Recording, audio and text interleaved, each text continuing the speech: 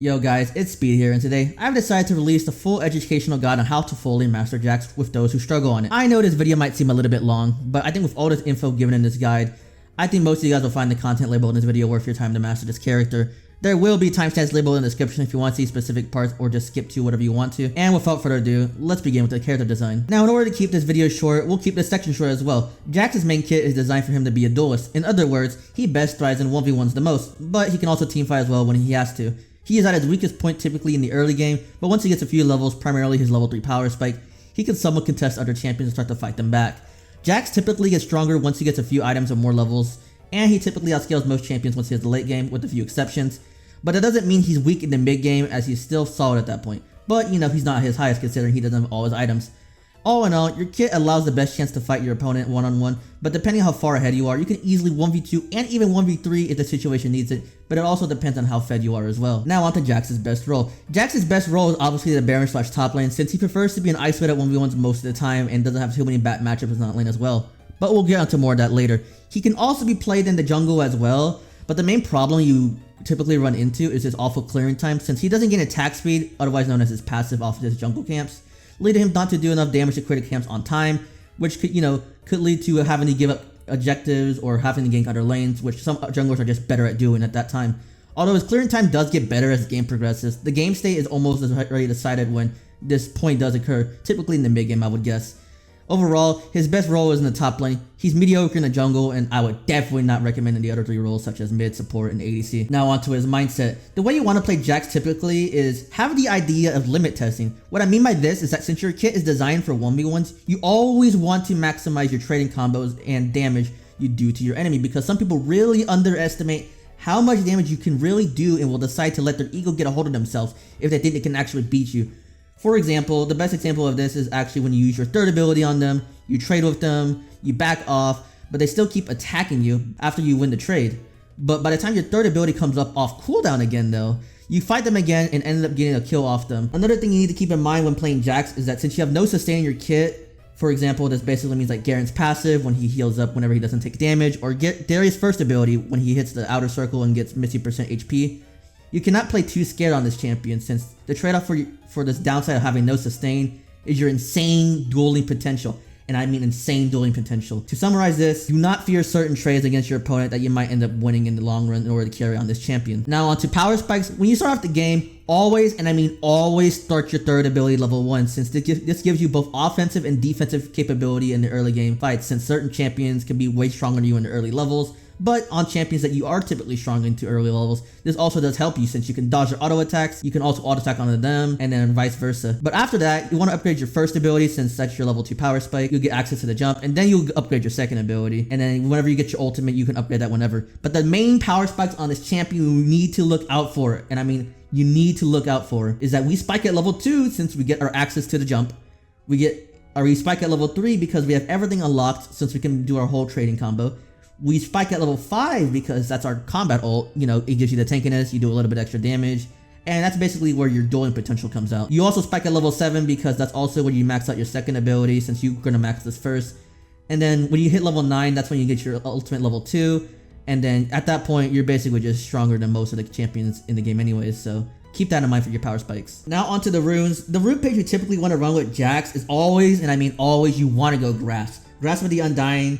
I mean, you end up doing a lot of short trades with this champion anyways at the higher levels, and this is very good for stacking HP. You also do extra damage, and you also permanently increase your HP. For the next rune you would go for, the only good one you can do is Courageous of the Colossus. You gain a shield whenever you immobilize an enemy, and you're going to be doing that a lot with your third ability. Second wind is good for most matchups, since sometimes you'll get poked on a lot in lane. You can also take bone plating as well into certain matchups, but that's only a certain few, but otherwise always stick with second wind. And then for the last rune, you typically want to go Overgrowth. I mean, since you don't really build a lot of HP sometimes, since you're mainly building bruiser items, and sometimes you'll build magic items, this also definitely comes in handy when it comes to tankiness. Now for the secondary rune, I typically like the Precision Tree the most. I also like going Alacrity, since Jax has a lot of attack speed and is passive built in, and this will definitely help with that as well. You could also argue for going Last Stand, since sometimes in some matches you will always be attacking them anyways, and this really helps for close case scenarios to where you can beat them eventually whenever you don't think that they can beat you. Giant Slayer should only be taken whenever there's a lot of HP stackers like Scion, Mundo, and all the other type of characters. The other top runes I really worry much since Alacrity provides you a lot more value. And then the middle runes for the Last Stand and a Giant Slayer, these are going to be the better ones. So this is typically the page you normally want to run. Now for the lower elos, which I would consider plat and below, you can also argue for Lethal Tempo, alright? Lethal Tempo definitely does work because of Jax's passive, since, you know, he gets passive attack speed and Lethal Tempo kind of just amplifies that. This is a very aggressive rune page. I normally would not recommend taking this high, but if you're struggling in low elos and want to be able to carry your game solo, single-handedly, I would recommend this page. Brutal provides the on-hit damage you do for the early level, so it definitely does help when it comes to your damage.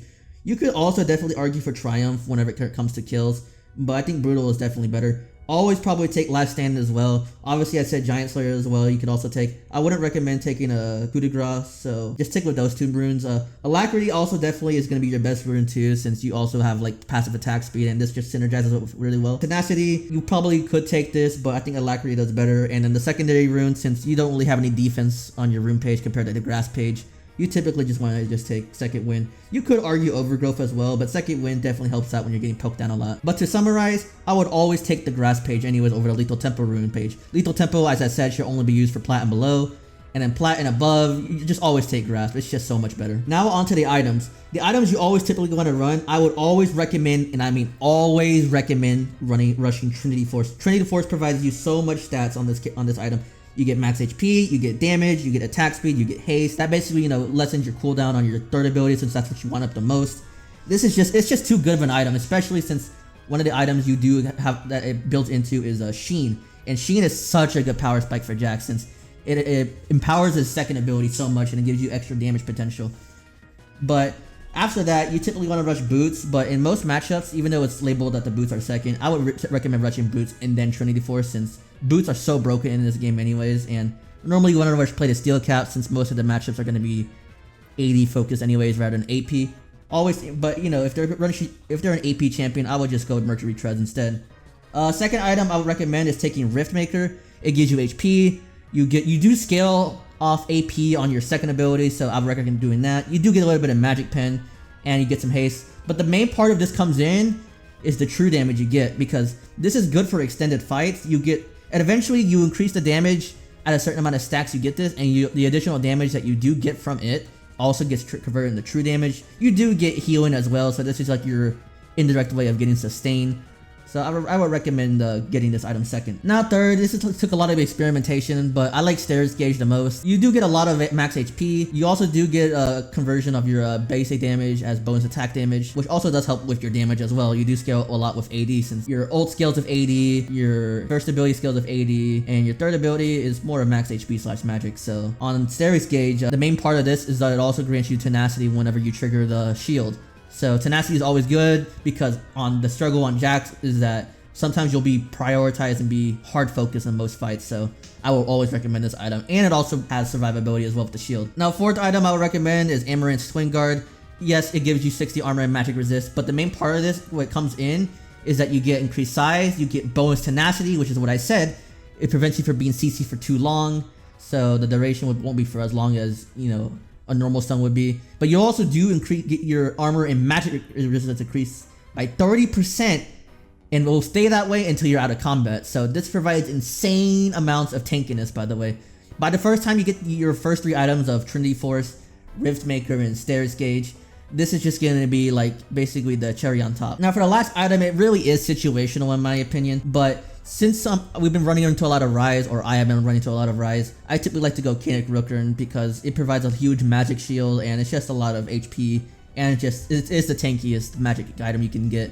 But you know, you don't really typically need to build more damage after your first 2 items. You already get a lot of it based off Trinity Force, the true damage, and AP off this, and even bonus AD off Stairs Gauge. But you can honestly sub this in for Force of Nature if the whole team is just too hard to stick to, because this will also grant you bonus MR after a certain amount of stacks, but you also do get a lot of movement speed as well. Now regarding the other items, Death's Dance, I mean, if you're super far ahead, this is also a pretty good item. You know, you won't be taking as much damage since the whole passive effect where a portion of the physical damage that's dealt to you is just going to be dealt over time, so you won't be bursted.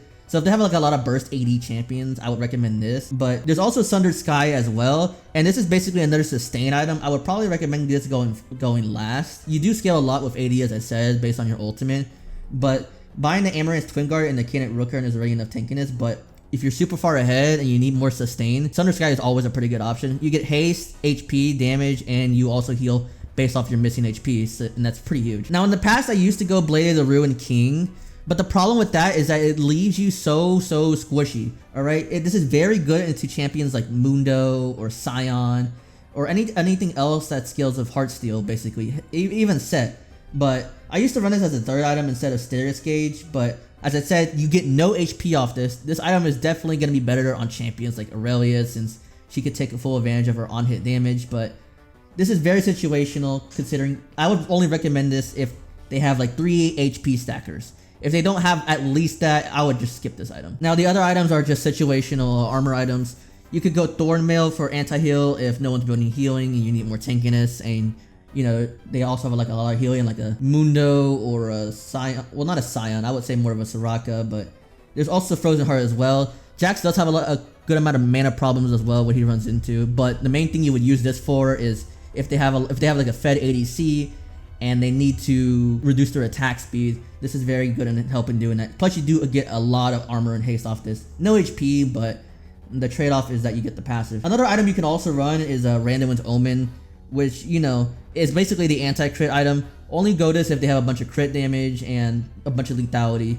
And I would recommend going that probably the last item, but if you need more tankiness earlier, you could argue for swapping off Amaranth Twin Guard, but this item is just too good not to give up. And yeah guys, hopefully this gives you a better idea on the items. One more thing though is the spells always take Flash. Flash is just so good in so many scenarios with Jax, like especially on some trading combos we'll get into later, but also take Ignite.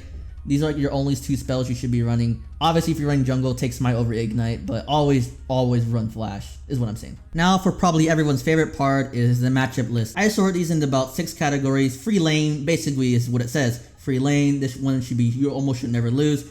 There's Jack's favorite matchups, skill matchups, opponent favored, hard counter, then Giga counter.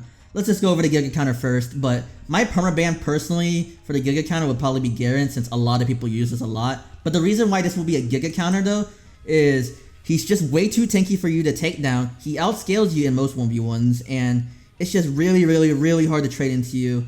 And he even does better than you in team fights somewhat, and it's just really hard to do anything against this champion if he's a really good player.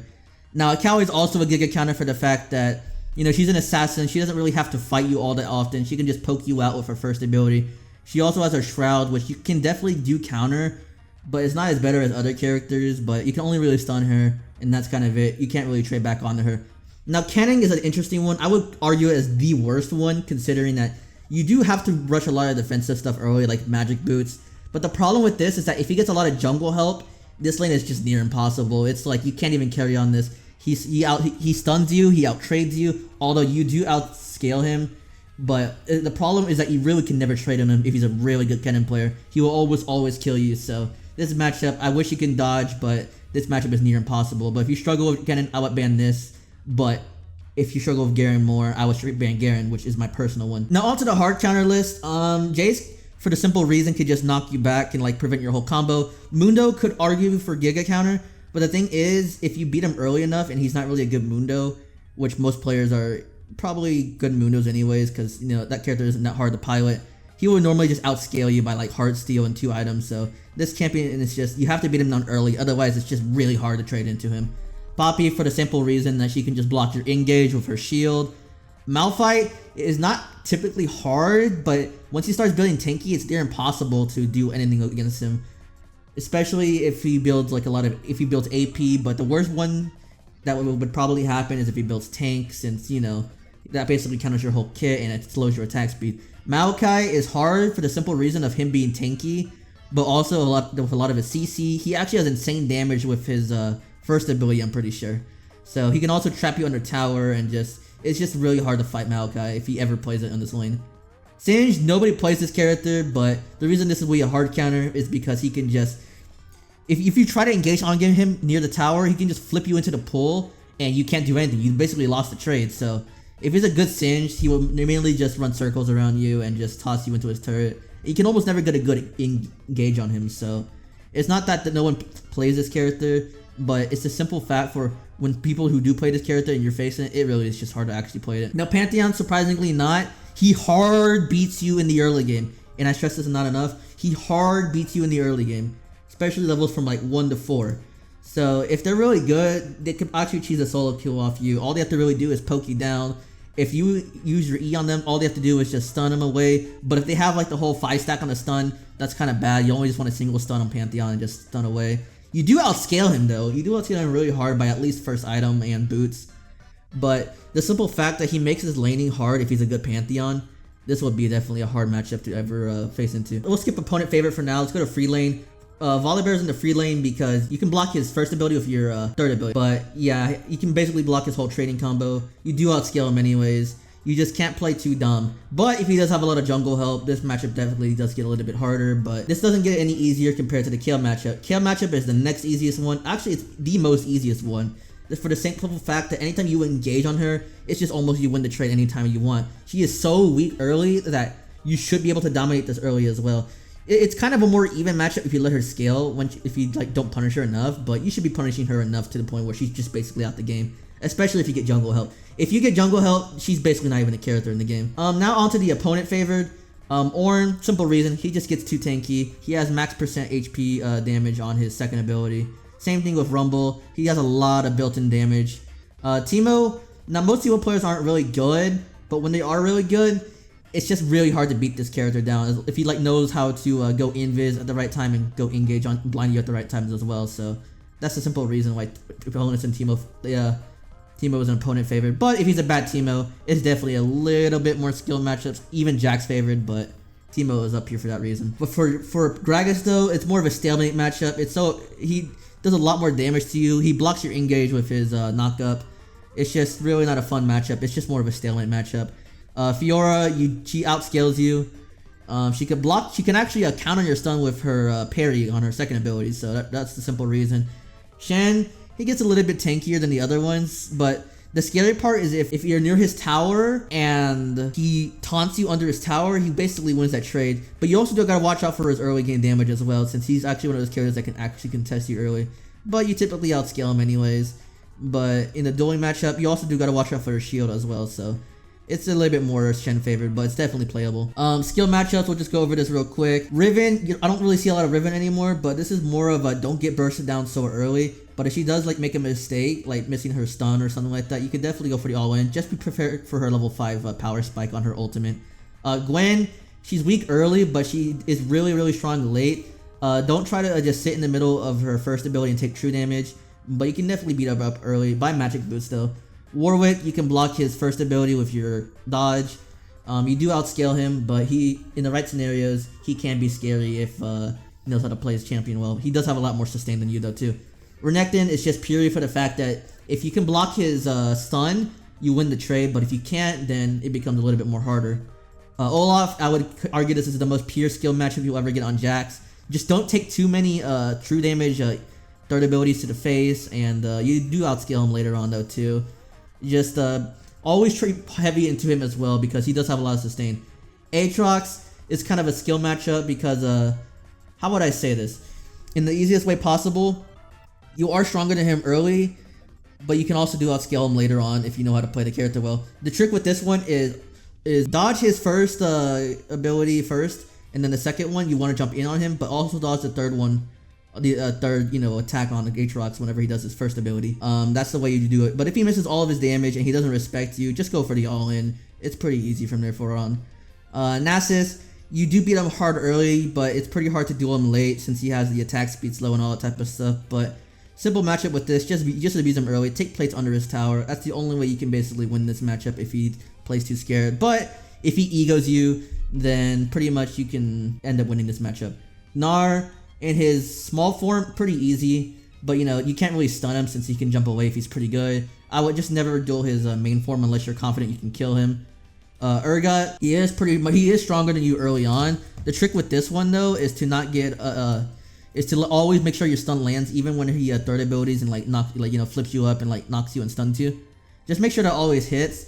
Don't try to take too many of his legs since that takes max percent HP damage. You do end up outscaling him later, but if he makes a lot of mistakes, you're able to actually outduel him most of the time anyways. Mbessa, Oh, now okay. Now onto the Jack's favorite matchups. Mbessa, she runs away a lot. Just take short trades of her. Simple as that. But you know, she makes a mistake on her dodges or her movement. Just stun her and all in her. Mordekaiser, you hard beat early. Just don't take too many isolated first abilities to the face. But if you're able to get a lead on this matchup is pretty free. Just be sure whenever he tries to auto you, make sure you dodge. That's the easiest way to do it. Now Darius matchup, a lot of people probably struggle with this one, but it's pretty Jax favored. Always start third ability first. Whenever he tries to engage on you, always be sure to try to stun him before he decides to go with any further auto attacks or something like that. If he uses his healing ability, use the first ability to dodge it if you can't dodge it in time. You win the trade pretty much hard. But if you want to win the trade even really hard, whenever he tries to use a second ability to slow you and you use your stun, your block all damage ability, you win the trade really, really hard. And you can eventually all in him. But the way you want to all in him is make sure he misses all of his abilities first, especially his pull, and then pretty much all in him. You win the trade up matchup really hard. You do outscale him as well. Set, I would argue almost free lane, but he can actually stat check you early if you don't know what you're doing. Your stun basically blocks what he wants to do, is to auto attack you. Be sure to do that just be sure to engage, do short trades early on. If he misses abilities, do end up going for the all-in. Eventually you'll want to go for short trading combos eventually later on. Now Scion, he's one of the easier ones. All you really have to do is just dodge his stun and that slow ability that also reduces your armor. You have to really beat him early on, otherwise, you know, you probably do get outscaled and it's pretty hard to take him down. But you know, it's kind of like how you would do Nasus, but Nasus doesn't really have like an auto attack slow. This is just more of a pure stat checker matchup. Tryndamere, pretty easy. He's an auto attack reliant champion. Your stun basically counters what he wants to do. And that's basically it. You do outscale him. Just be sure to take short trades early on and only fight whenever your stun is up. So yeah, Tryndamere should never win this matchup. Same thing with Aurelia, similar story. She wants to auto attack you a lot. Dodge her stun. Be mindful of her ult and her damage, and yeah. Camille, same thing as well, auto attack reliant, but you can also dodge her slow, which also provides her heal. And you win the extend trades really, really hard on this character, so be sure to keep in mind for that. Now the last three in Jack's favor could be argued for free lane. I really almost never struggle with these matchups, but you know, these characters can be stat checked depending on how good the character is, but normally this is basically like 80% Jack's favored. So Yasuo, I mean, you counter what he wants to do. He's auto attack reliant. But the tricky part is him moving around a lot. The trick with that is whenever you want to go for your stun on him, use your stun first, and depending where he moves, save your first ability and then jump on him and stun him, and then you can win the all-wins like that. Most Yasuos will try to ego you on most of the trades, but remember, you would probably get armor boots and all that other stuff by then. Similar with Yone. Yone basically has a third ability that can dodge all your attacks, or mainly your stun, but same way with that. Start with a third ability and then jump wherever he's trying to go to, and then you win the trade. You do outscale him really hard as well. Now onto the trading combos. So I put a dummy in the river, but to explain some trading combos on what you typically want to normally do with Jax, your main bread and butter is going to be auto attack into E. You keep auto attacking during that duration and stun and then back away. But the thing is that after you stun, you also want to get another auto attack in. So that's pretty much the easiest way you can do your main trading. That mainly happens when you're in lane, all that type of stuff. But eventually when you do get the Sheen power spike, which is typically when you build Trinity Force, of course, you typically want to jump in and then auto attack in and W or second ability. That's the main easiest one. Although it does take a lot of mana eventually, but the thing about that is that it's pretty easy and they can't really do much into you if they're really far behind. But this also is a way if the enemy's too scared to fight you, so just get in range, jump, auto, and then second ability. Another one that you should also prioritize is the whole stun and then into the flash. Because if there's an enemy that's trying to get away and it's a really, really good shutdown, it's typically what you want to use anyways to be able to catch up to them if you actually can't catch up with them. So that's another one you should probably do. Another trading combo you should always do on this character as well if a target is really far away is if let's say they're in the river, you can go for the stun. Okay, you can go for the stun, the flash, and then the jump, and then you can just flash on like that. That's another combo you should always use, but this is more if the target's really far away. But the main combos isn't really that hard. This is more of the engage combo, but the main thing you want to do is just auto, and then auto reset off your second ability. That's just the main thing. And when you have your stun off cooldown, you also want to use that as much as you can. Because Jax is very cooldown reliant. His counter strike is the thing you want to really look up for the most. But yeah. But when to use your ult though is if like let's say they're super low. Here's a combo you could do. You could do third ability. You jump onto them, auto, and then stun, and then third ability, and then fourth. and then you can do something like that. It does a lot of damage. You provide you a lot of tankiness as well at max stats. You get basically almost 400 of every stat. So this is just for your engage and your dueling. Another one you could do is you can auto and then third ability, do this, and like you can always weave in a couple of jumps if they're getting away from you, because Jax has a lot of sticking power, but he also does have a lot of disengage as well and engage. So for example, you can always use wards to jump away as well if you ever need to. Just always keep that in mind. It's pretty hard to like have to switch to another ward besides the actual ward, because the normal ward actually provides you so much value of jumping in case you need to get away, and there's not really a teammate to get away. But the normal way you want to engage for team fights is, as I said, you want to go for your stun, your jump, auto, second ability, and then instantly like that. But if you want to do it any earlier, you can always just do jump and then straight into your ultimate, and then you can do your stun and leave anything in there too. But be careful with that, because if you don't use your stun at the right time, or they CC you, then this is pretty easy to just neglect, and they can just hard focus you. So yeah, but the main way you want to actually fight against as Jax is that you want to be attacking from the flanking angle. You could be a frontline engage, but the problem with that is that you're always a high CC like duel. You're a duelist basically, and they want to focus you whenever they get the chance. So you want to be attacking from like angles like this, and then you can always do something like this. And then weave in always weave in a second ability whenever you can, because it provides you a lot of damage. So you can always do that. So yeah, that is the main trading combos of Jax. It's not really too hard. Just know what to jump in, like do the short trading with this. Just practice weaving in autos on this. Also, when you stun, always try to be sure you get another hit before you stun, because you do end up getting extra damage off that. They can't really do anything to you anyways, so it really makes it easy to get extra damage off the trading, and you can just win it really hard. But let's say, for example, on another character like Darius, like for people who struggle for another trading combo, you would normally like to dodge his his third ability, and then you would just always also like to jump, and then jump, auto, second ability, stun, and then just straight up run him down. So yeah. But yeah, with this character, don't be afraid to run people down. It's just literally just auto attack it and weave it in second ability. So yeah, that concludes the trading patterns for this character. Now on to the live gameplay. Now, I didn't have time to record a gameplay, but this is a very good example of what you should do on Jax in the laning phase. I'm not gonna explain this too far, since this is gonna be a really long video already, but in the beginning of laning phase, I always take first ability, by the way, first. It's just, as I told y'all, it's the best ability in the game to ever play on Jax, as I have maxed out right here, or enabled. You always want to go for this tri-bush early on as well, because you can easily cheese some people and get a stun off and get some quick trade damage. They can't really trade back into you. By the way, this is the set matchup, and as I told you on the matchups, this is really one of those easy matchups you always want to take. But in the early game, you want to play somewhat kind of passive, do a couple of trades like that, get another auto in, and just basically kind of back off. And you want to trade basically like that, simple as that. And that's even against an early game champion like Seth. So for a champion that wants to auto a lot, that's basically how you fight this matchup. He is going to get level 2 though, but since he has level advantage, you don't really want to fight him. As I told you, your weakest state is early on, so just be sure to get to level 2. Level 2, I have jump, by the way, and there is a minion down here as well. Seth is camping in this bush for some reason, but the thing I want to do is that there's nothing to recall for though, so I'm just trying to be able to slow push the wave anyways. I see Jax up there, or set up there, but I'm not afraid to fight him. He does end up getting the flash off, even though he probably would have survived anyways, but limit test your character anyways. Don't be scared of this, even though I don't have armor boots, even though armor boots is a big power spike, as I mentioned. But since I'm trying to crash this wave, I'm going to go back into him, and since I have stun up again, go in for that. He tries to stun me. I have level 3 though, so I'm going to keep fighting him. I have level 3 advantage. I'm going to keep fighting him right here, just running him down basically, jump on him for the extra damage. I try to ignite him right there as well, just to kind of scare him.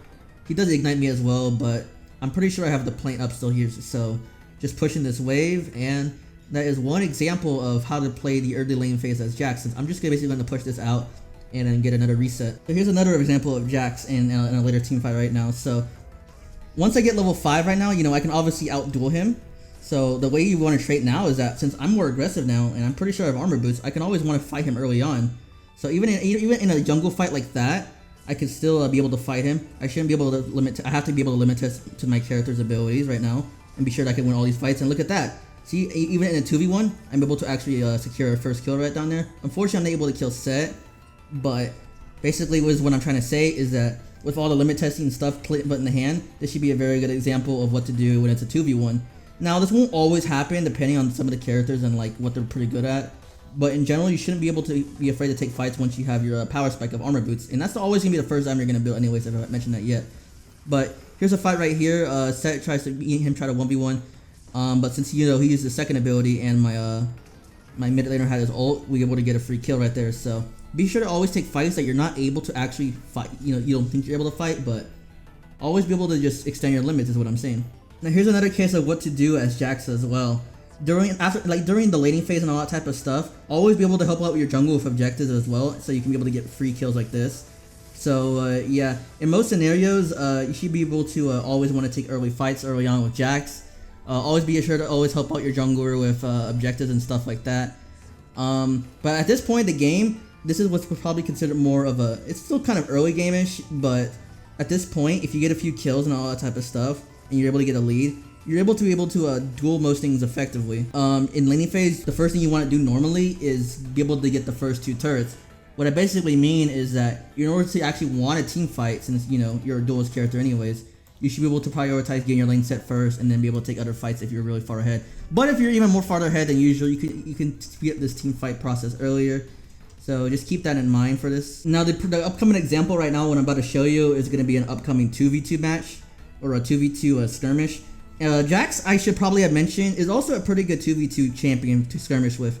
Although Pantheon is probably better in that department than for 2v2ing. But in cases of what you want to 2v2 as, the main thing you want to prioritize first whenever it comes to 2v2ing is to always prioritize the harder target first, which in this case I'm going to prioritize Vi. Set does ult me to save me. I pop ult right there to get double value. Pantheon does go in for the engage. Pantheon blocks it.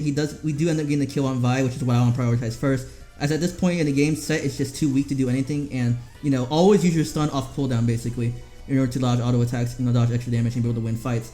So yeah, if there's a 2v2 fight and most of them are basically melee, you always want to take those fights and prioritize those. But the fights you really want to stray away from is typically going to be fights where they have a lot of magic damage and a lot of range and a lot of stuns that could displace you, which just makes it hard for you to get any damage off, and they can just easily burst you down.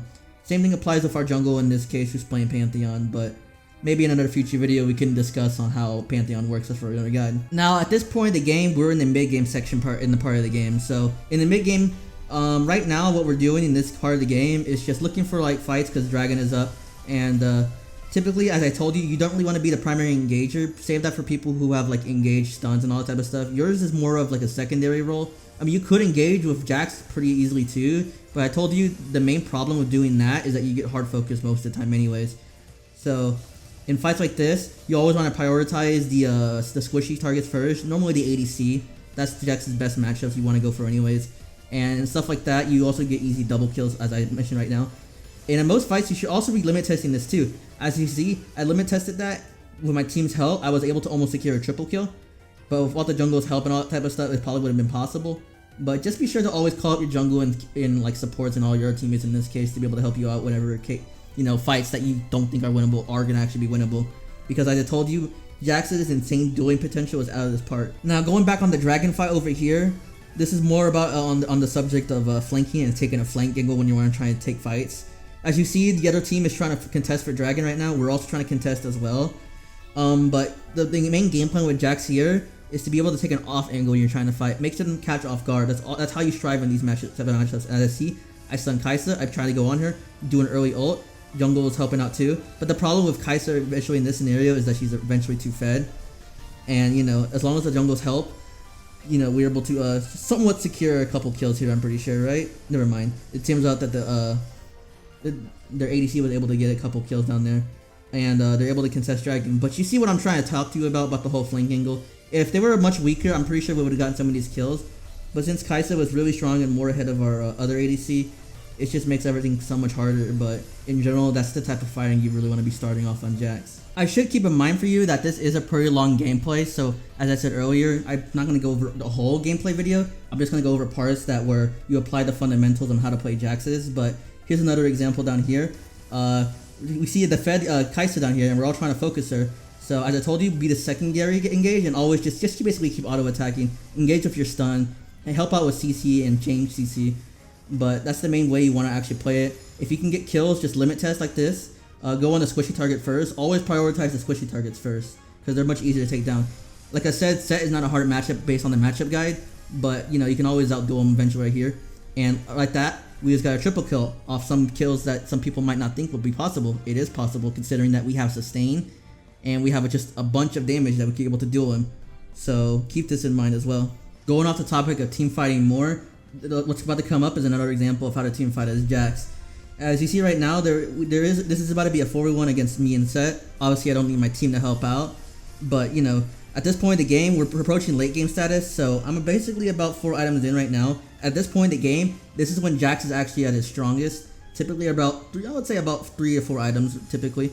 But in team fights right there, as long as you have someone to help you, you can always just engage like that. And ult as well, so you can get the extra tankiness. And the role you want to play in team fights is just, you know, try to single out certain targets. You know, basically, you're not really an assassin, you're more of a duelist. Unfortunately, our team does get wiped out right there. But you always want to actually engage with your team whenever they do engage. Don't really try to like duck out of fights that you don't think you can win, because you can always single out targets, as I said.